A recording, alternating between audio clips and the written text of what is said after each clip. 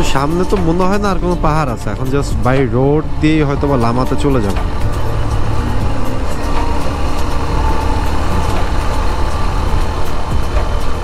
বাইকের গ্রুপ দেখতেছি।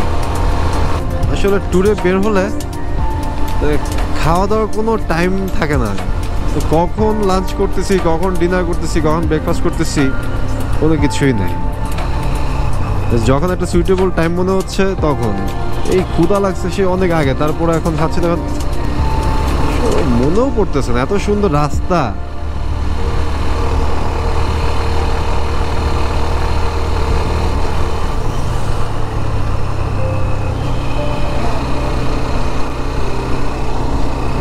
Muscle memory আসলে এমনভাবে বসে গেছে যে আমি হর্ন থেকে দিচ্ছি সময় যখন হচ্ছে আমার দরকার হর্ন দেওয়া, কিন্তু হর্নটা আর পৌঁছাচ্ছে না।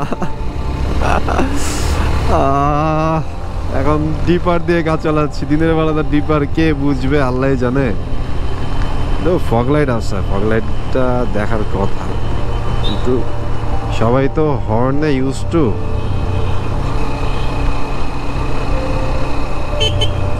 এই আমার হর্ন কাজ করতেছে, নাইস নাইস, হর্ন ঠিক হয়ে গেছে আলহামদুলিল্লাহ।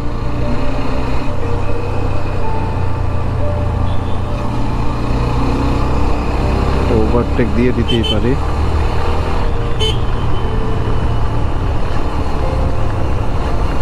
ইনকামিং তো দেখতেছি না কোনো, না নাই।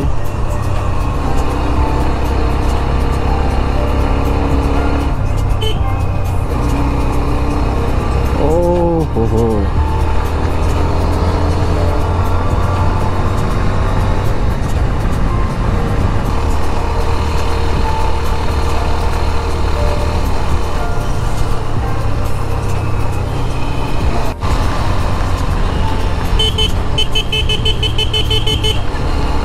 বাচ্চারা চলে এসেছিল থ্যাঙ্কফুলি। আমি হর্নটা ঠিক হয়ে গেছে।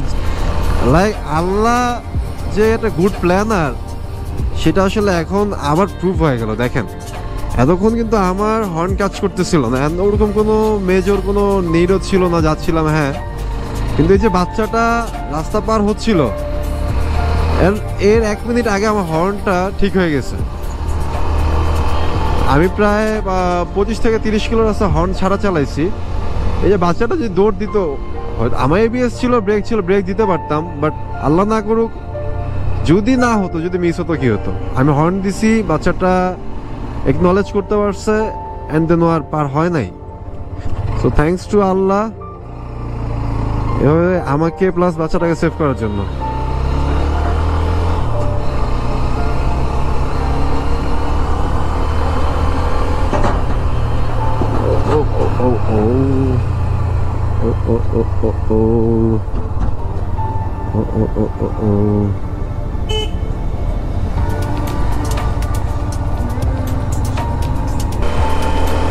ভালো লাগতেছে।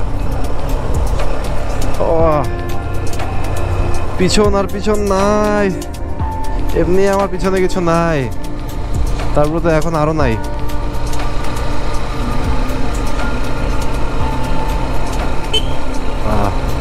হর্ন কাজ করতেছে সুন্দর।